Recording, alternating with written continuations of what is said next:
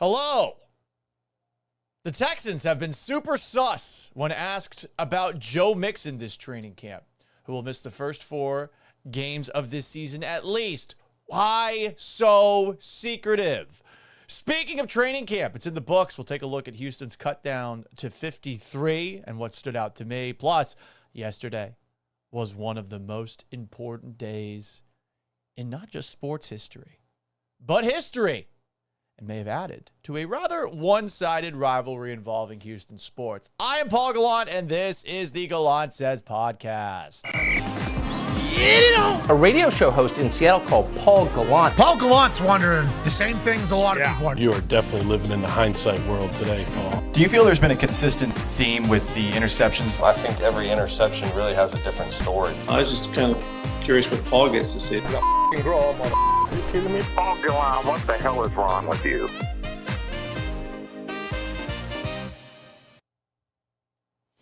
Hello and welcome aboard the Gallant Says podcast. It is Wednesday, August 27th, 2025, live on YouTube at Paul Gallant. Subscribe, like the video if you haven't already. On Twitch at Gallant Says, on X and Twitter at Gallant Says, on Instagram at Sports Gallant, and on Facebook at Paul Gallant Sports. Generally, it's on.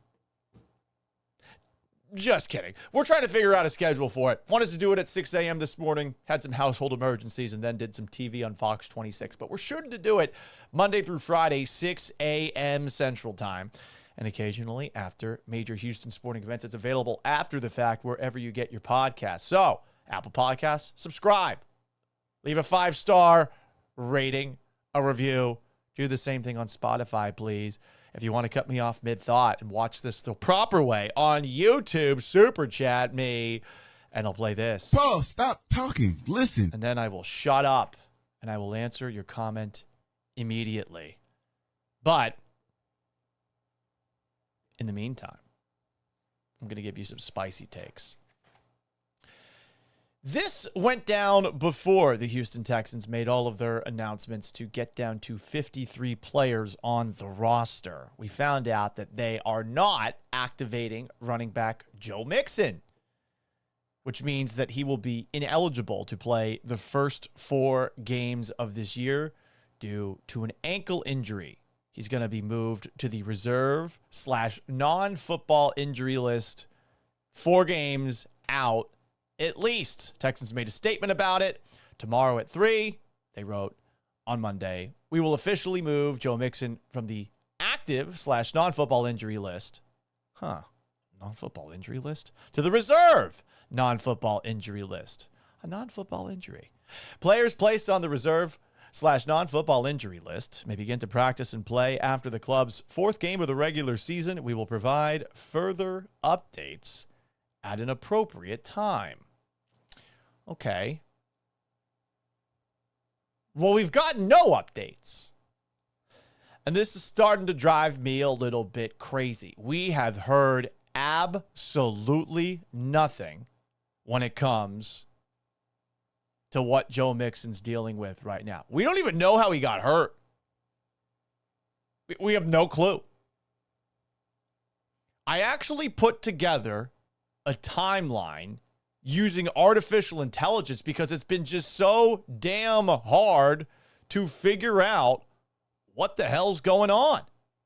So this is the timeline of what's been going on with Joe Mixon, courtesy of Grok, which is the artificial intelligence for X. Early June, initial concerns about Joe Mixon's ankle and foot injury emerge after he is spotted in a walking boot following an off-season procedure, with no specific details released by the team. Doctors note his history of high ankle sprains. He did suffer one last season after a hip drop tackle and expressed worry about severity and re-injury risk, suggesting he's likely ready for week 1, but with elevated in-season concerns. A little bit later, a photo of Mixon surfaces showing him amid speculation about the injury's long-term impact, but many dismiss extreme predictions like missing the entire year.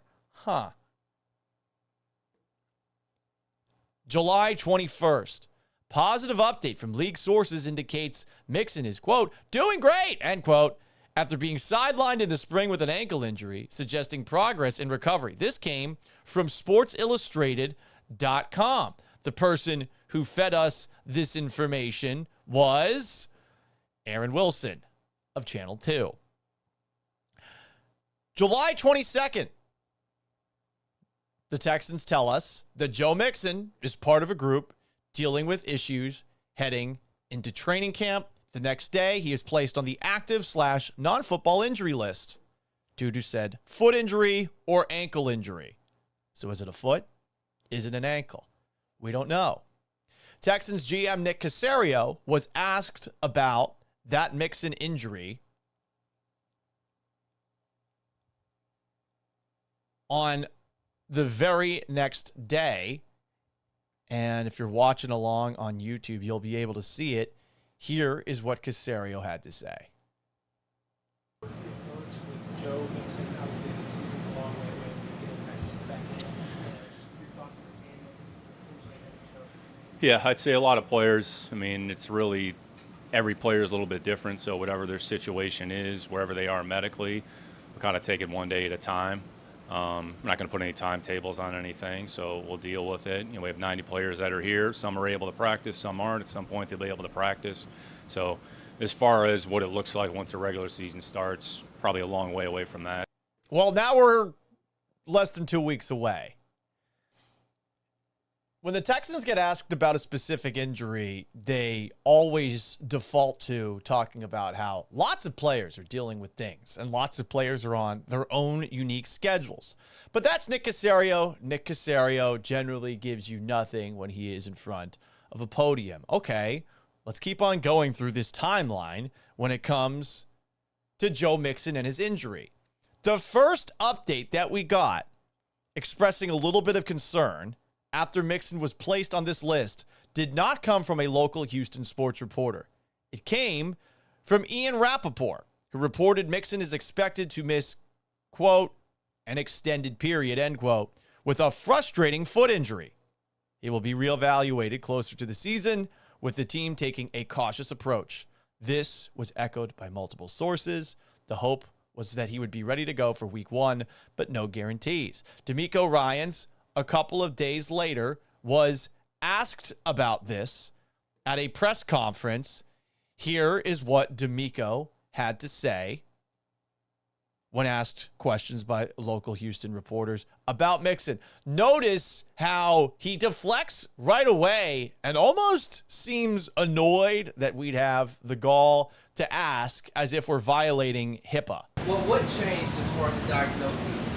Yeah, nothing's changed with Joe. Joe is still working, in the background. I know we get reports about Joe. Nothing's changed. He's still working. Whenever it's time for Joe to be back, he'll be back. Right? I know a lot of people want to report a lot of things about guys with injuries. My thing is this: are you really concerned about our guys? Or are you really just trying to get something out there, right? And for me, what does that mean? Are you trying to get something out there? People are curious. And now that we are a month since you're saying, are people trying to get things out there, fans want to know. This isn't a matter of being first. This isn't a matter of breaking a story. DeMeco thinks it is, and I get protecting your players and all of that, but a month later, what's going on? And this is the kind of question that DeMeco should have been asked every single day from this point on out. Someone's got to ask the question, even if you know DeMeco's not going to give you an answer and talk around it. This is a question that should be asked every single day. The Texans running game would not have existed last season without Joe Mixon. That offensive line in front of him, they did not help at all. More from DeMeco Ryans. I always put my players' health and safety first and foremost. So I care about the guys, so you guys don't hear me talking a lot about injuries because that's their personal information. Guys are working through that, and there's nothing to report or get in an uproar about. There's something to report, and there's something to get in an uproar about. He's not going to be ready for week 1, week 2, week 3, week 4, and who knows when he'll be back. Now, we're at that point. You can say that in July, and I mean, there was a lot of hullabaloo about C.J. Stroud not throwing in minicamp. Is his shoulder okay? Some people were pushing that. But this is what we should have been focusing on all along, and no one asked. What gives? More from D'Amico Ryans. Oh, like our guys are working, and it's always sensitive to me because I've been there. I've went through that. So it's not just to report something. Like, I want people here who truly care about our guys. I care about our guys and what they're doing throughout their process, and it'll continue to be that way. Reporting about an injury does not mean that you don't care about a person. It doesn't. Fans want to know. And hell, you should want to know, because if you don't like your running back situation, you probably want to address this. D'Amico was not done at this press conference being, I think, over defensive when asked about the status of his running back, Joe Mixon. Here is more D'Amico Ryans at this July 28th press conference talking to local Houston reporters. What about it is sensitive as a player when you're hearing reports or whatever that might be that you can Good job by Will Kunkel asking that question. relate to? Yeah, for me, it's everybody doesn't have all the information.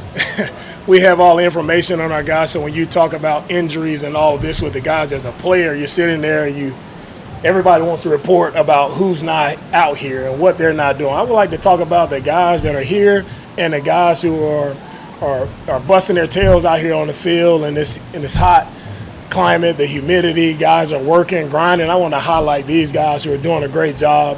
Understand our guys who aren't out here, guys are in the back end, they're doing the same thing.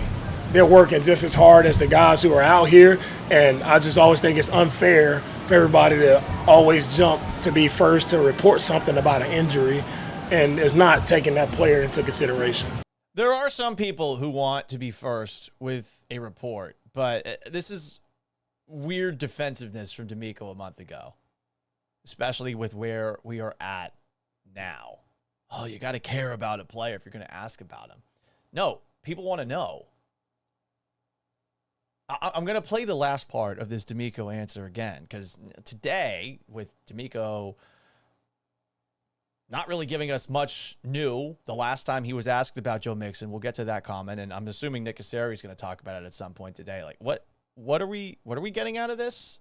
And what is it that you're so concerned about? As hard as the guys who are out here, and I just always think it's unfair for everybody to always jump to be first to report something about an injury and is not taking that player into consideration.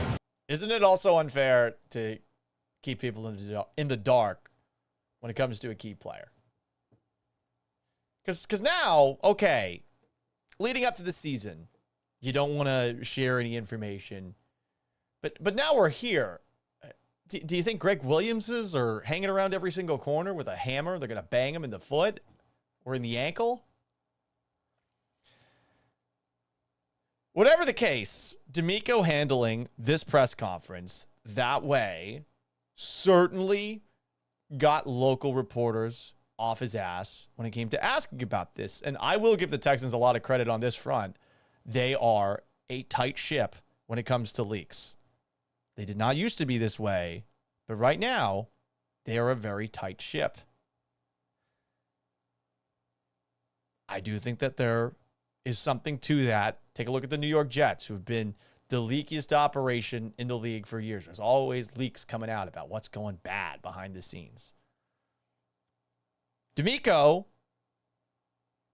gave an update on Joe Mixon earlier this week.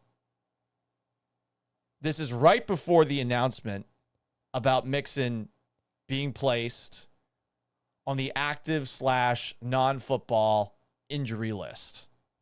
Here's the head coach of the Houston Texans talking with local Houston media. We'll give you guys an update when the time comes. Most of our transactions will happen tomorrow, so it's nothing to update roster-wise.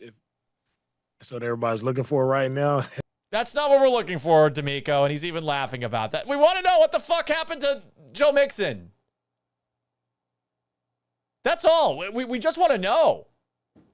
What is he dealing with? How long is he going to be out? It's curiosity, and it's a little bit of concern. And look, fantasy football is not anyone in the NFL's primary objective. They don't give a shit. Gambling, they don't care about that either. And they shouldn't. But I do think that this murkiness with the injury, as brought up by Nick Gamboa on the Twitch at Gallant Says, what's up with Houston teams and injuries? Are other cities and teams like this, or is it weird because of the Astros? The Astros are certainly making it weird, but now, I mean, the Texans are operating with the kind of paranoia that you saw in the Cold War. And no one in the local media is really getting much out of them. And I respect a lot of the people that are out there. I would say that as far as the people that are there on a daily basis, Landry and Cody, I consider friends. I think they do a great job asking these questions, but there is a balance. If you ask this question every single day, you don't want to annoy the people that you're asking questions of, because then they'll give you bad answers. But still, like, this is a question that everybody in the local Texans media beat should be taking turns asking every single day. What the fuck's up with Joe Mixon? Why is it so hard to ask? I get it. It's awkward. They're not your friends. None of these people are your friends. They're not. They're not our friends. I know a lot of people in local media, you want to be that way because you want to get access, and access is limited these days. But this isn't about being first. This is literally just asking, hey, what's up with the starting Pro Bowl caliber running back? Without which the Texans will probably be not in the best position. Anyway, I am assuming that this is going to be the question that Nick Caserio gets when he talks to Houston media a little bit later today. And this is how he will answer it. And I think he's going to do it exactly like this. I am predicting the future. Here is Texans general manager Nick Caserio being asked about Joe Mixon. Maybe. Maybe not. Maybe fuck yourself. My theory on feds is they're like mushrooms. Feed them shit and keep them in the dark. Oh, wait, that's Detective Dignam from the movie The Departed. I get that there's an art to keeping people in the dark, and you want to protect your players, and you want to be team friendly and all that. But I mean, why can't you tell us at this point?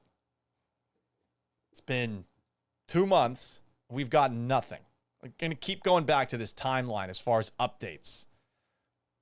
August 16th, reporter Aaron Wilson notes Mixon's lingering foot ankle injury has jeopardized his week 1 status.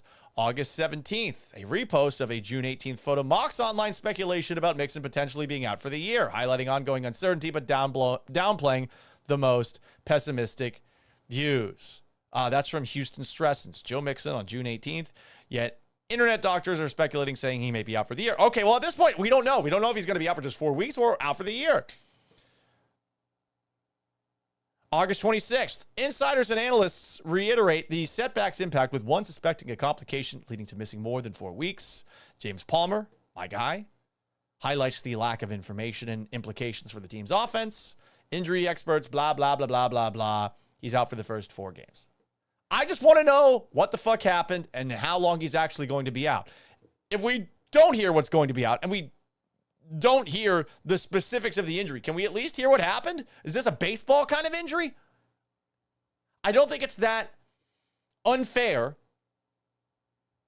to ask about what happened. Local media should be asking. And I think it's weird that D'Amico Ryans is so defensive about it. Like, oh, yeah, you just want to be first. No, we're all fucking curious. You know? Don't gaslight us. You did enough of that last year.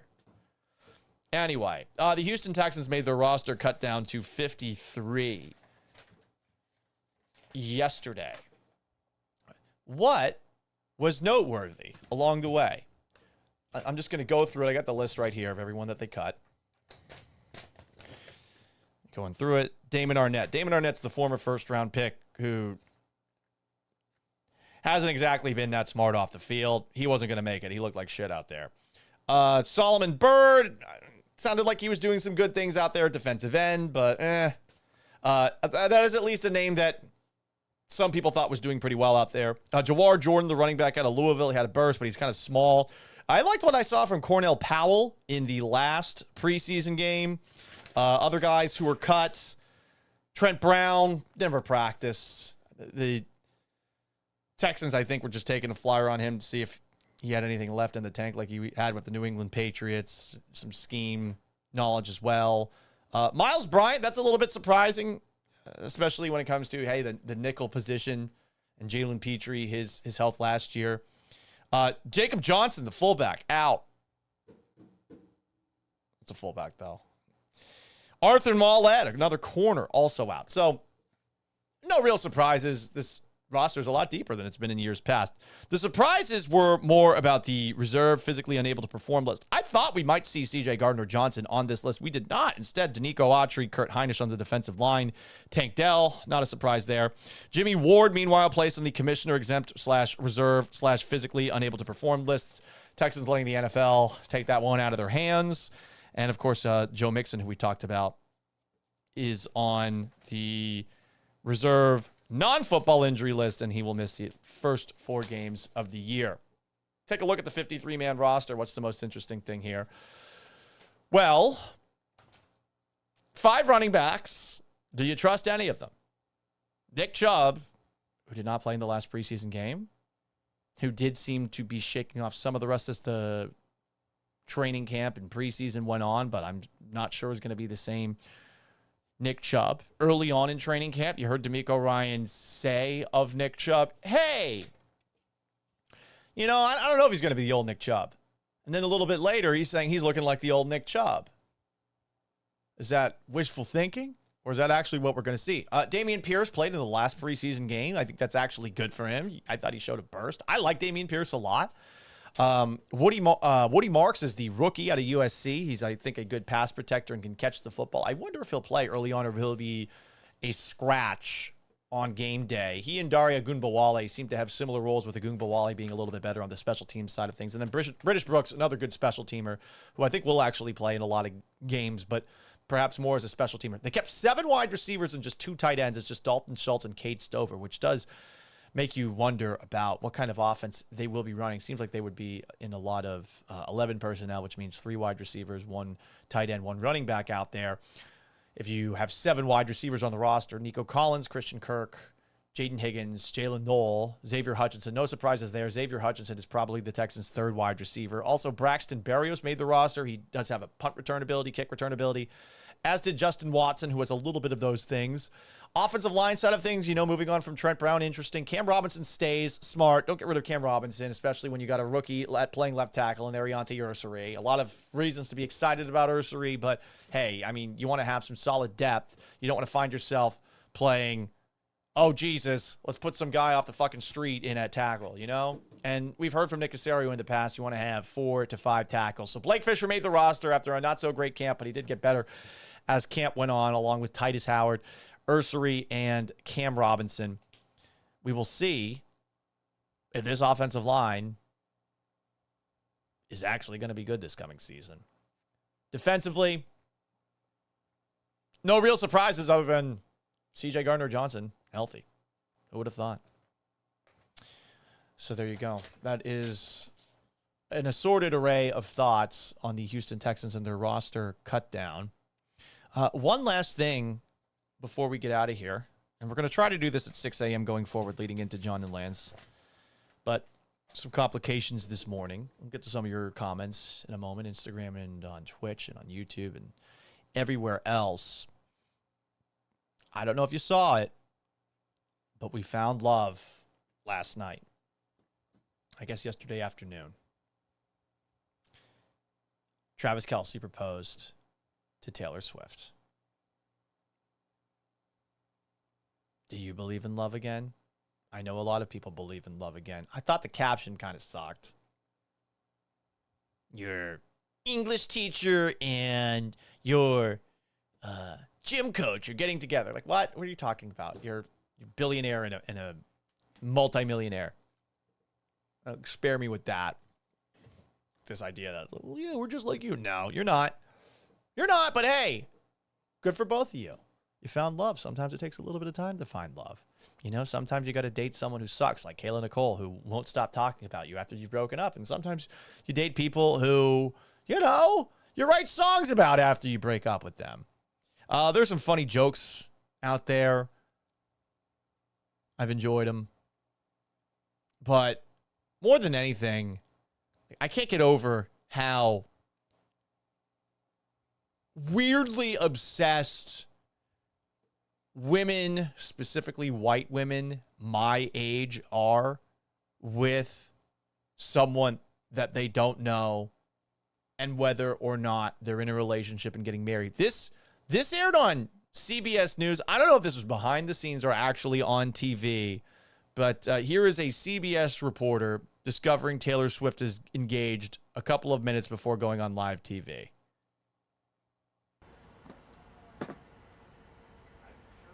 Taylor Swift is engaged. Taylor Swift is engaged. Taylor Swift is engaged. Is she standing outside the White House? Come back to me. She just posted it. Oh my. Come back to me. Oh my God. Oh my God. This is riveting analysis. Look how wide open her mouth is. Oh, it's huge. The ring is ginormous. Hang on, let's go back. Let's rewind a little bit. The ring is ginormous. She has a ring. Is she thinking to herself, my husband needs to get me a ring on this level? My fiance needs to get me a ring on this level? It's ginormous. This is so exciting. Oh my God. Why is it exciting? You don't know them. Oh my God. You're not going to the wedding. A lot of oh my gods. I need some analysis. How long does it last? Will there be a divorce album after the fact if they break up? Will Taylor move on to, I don't know, something else after the fact? What would Travis Kelce do? Or is this just going to last forever and they're going to create the next wave of Kelce athletes in the NFL? Oh my God, it's on her Instagram. It's on her Instagram. It's on. Yeah, I would think so. That's probably how you figured it out. It's on her Instagram. It's on her Instagram. That's how people fucking announce it now. God. On her Instagram. Oh my God. Oh my God. Oh my God. Oh my God. Oh my God. I feel like Paul Revere right now. I feel like Paul Revere. That's fucking offensive, lady.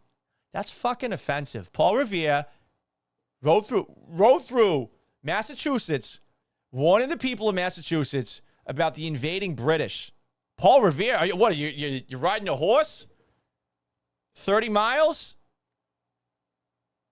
To Worcester and Dorchester? You doing that, hun? No. You're looking at your phone in front of the White House talking about two people you don't know getting married. Jesus. Anyway, more.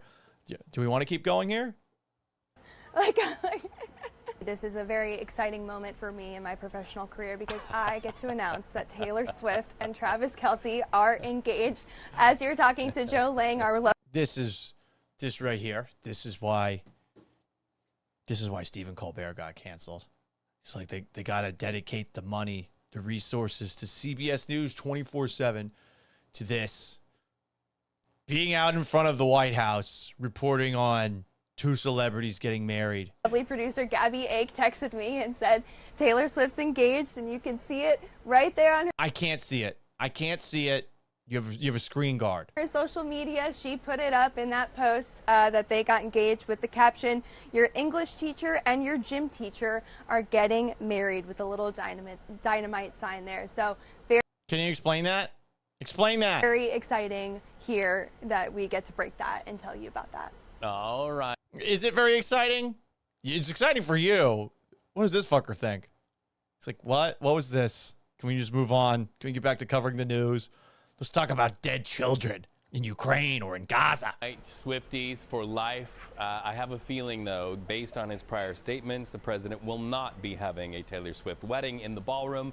Hopefully that can shift and change. We can have some world peace. That's some fake news. That is some fake news. He said she's a wonderful or terrific person. Right? Olivia Rinaldi, thank you so much. so Reed, much. I volunteer to cover it in case you need. I'll be there to cover Olivia, it. please. Sacrifice. Please, let's get to the end of this fucking segment. That's what he's thinking. I volunteer to cover it. No, you're covering the goddamn White House. Jesus. What is up with this fascination? And like, I've been having fun with this on the radio show side of things, but like in a very mocking style. Like, what is up with the fascination with this? You know, it's enough that we have some people in the United States who are obsessed with the royals, but I mean, come on. People, and this is one of my girlfriend's friends. This is a funny post on TikTok, talking about all these people that like find Easter eggs in announcements made by these two, and by anything that Taylor Swift puts out there. Like, the people are actually using a lot of their brain to think up cockamamie shit like this. She's wearing a striped dress. Stripes. Zebras have stripes. Zebras live in Africa. Africa. Lion King 2, Simba's Pride. She's going to be Kiara in the live-action remake. Count the rocks in the photos. 1, 2, 3. 3 little pigs. 3 little pigs built houses. Real estate mogul. The ring is oval. Oval office. Oval office equals president. The wedding is going to be in 2028. Pink and white flowers represent strawberry yogurt. Strawberry yogurt was invented in 1966. 1966 is the same year the Super Bowl was invented. There's a stone path in the engagement photo. Stone, path, path leads to journey. Journey is going to be performing at the wedding. Love it. Because it's making fun of that. But this is how people actually operate. Just bizarre. And I am curious to see what a couple of people do say about this engagement. Has Kayla Nicole said anything about Travis Kelce and Taylor Swift getting engaged? By the way, she's a sports journalist or something, which is what a lot of people say whenever I talk shit about this woman who dated him 3 years ago, talking shit about him after the fact.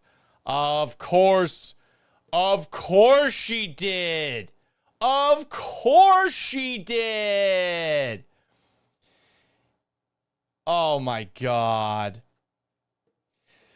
Kayla Nicole is choosing joy amid news that her famous ex-boyfriend, Travis Kelce, is engaged to Taylor Swift, the media personality. She is not in media. Everyone says this regularly. She is not in media. No, she's not.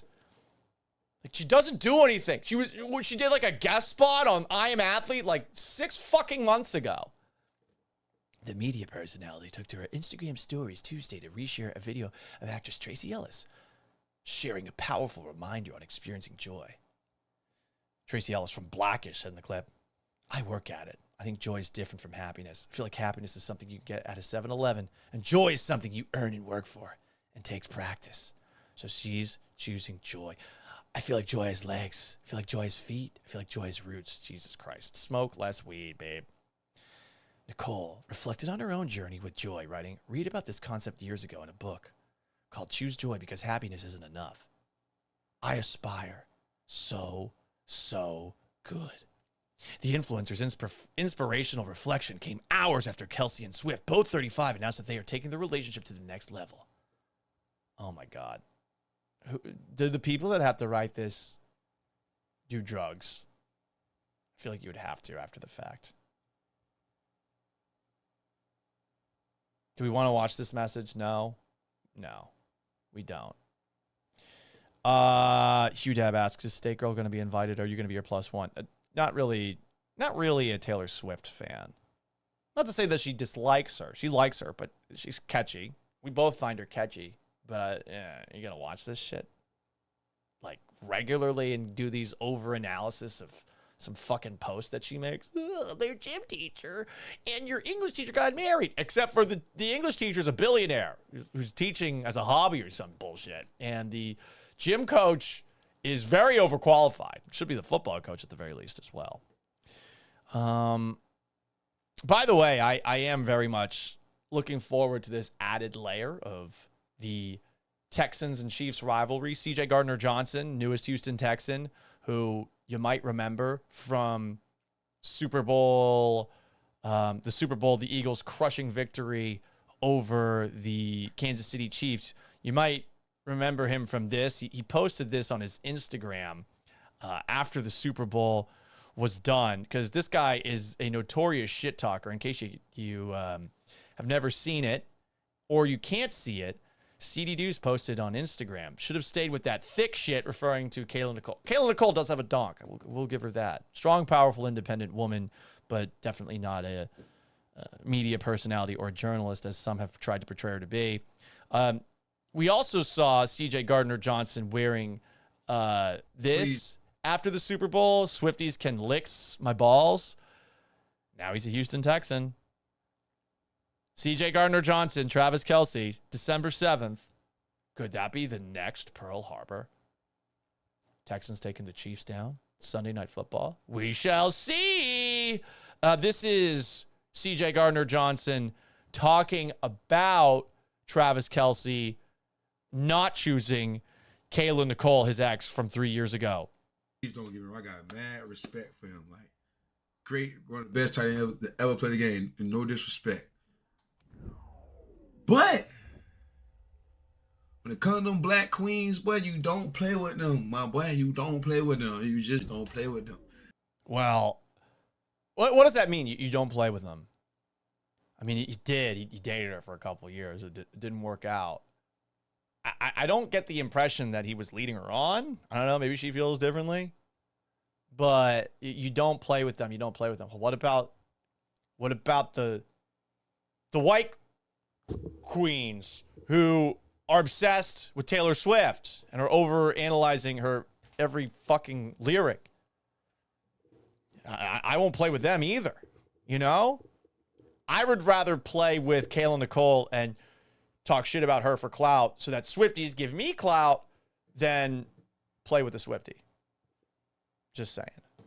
But that's a weird comment. I don't really understand what it means. Like, hey, if we're talking about donks, Kayla Nicole, donk. Taylor Swift, less of a donk. That's all. What else do we have here? Oh, we do have some breaking news to wrap things up. And if you are wondering if the Houston Texans will have Joe Mixon back in the near future, this is not a great sign. Nick Caserio, at his press conference today, was asked this: do you anticipate Joe Mixon playing this year? Nick Caserio said, we'll see. Players that have to miss time will get evaluated as the season goes. They'll evaluate after 4 weeks. Caserio also would not fully explain if there was a setback or not, since the league decides on the NFL injured list decisions. It's not sounding like Joe Mixon's going to play for the Texans this season, at least this morning, August 27th, 2025. Shout out to Landry Locker and Cody Stutz of SNL asking that tough question, which should have been asked on a regular basis throughout training camp and this preseason. I think it's a big miss by those people who actually have the ability to be out there and ask questions at press conferences every single day. Coincidentally, my show is basically right at a time where it would be very difficult for me to stick around and make it back in time for my show to ask said questions. Do I got to go back out there and do that again? Be the annoying guy that was constantly annoying Bill O'Brien, now doing it with D'Amico Ryans, with Nick Caserio. But that should have been asked on a regular basis, and at least it got asked about today. But definitely not looking good for Joe Mixon going forward. Big thanks to everyone who tuned into today's edition of the Gallant Says podcast. We try to do this weekdays, 6 a.m. Central Time, live on YouTube at Paul Gallant. If you're watching along, subscribe and like this video. On Twitch at Gallant Says, give me a sub. Shout out to Coog Blaze and Hugh Dab stopping by. On X and Twitter at Gallant Says. On Instagram at Sports Gallant. Follow me on both of those, or you can like me on Facebook at Paul Gallant Sports. Again, check it out. Weekday mornings around 6 a.m. Had a little emergency this morning and did some Fox 26, so wasn't able to do it when I wanted to, but I've been saying that a lot, haven't I? It's also available wherever you get your podcasts after the fact. If you haven't already, subscribe, rate, and review me on Apple and on Spotify. If you roast my ass, I will read it until noon on ESPN 97.5 and 92.5 and on YouTube at ESPN Houston, Twitch at ESPN 975 and on the brand new ESPN Houston app. And tomorrow at 6 a.m., I am merely Paul Gallant. So long, farewell, and have yourselves a wonderful Wednesday. Peace!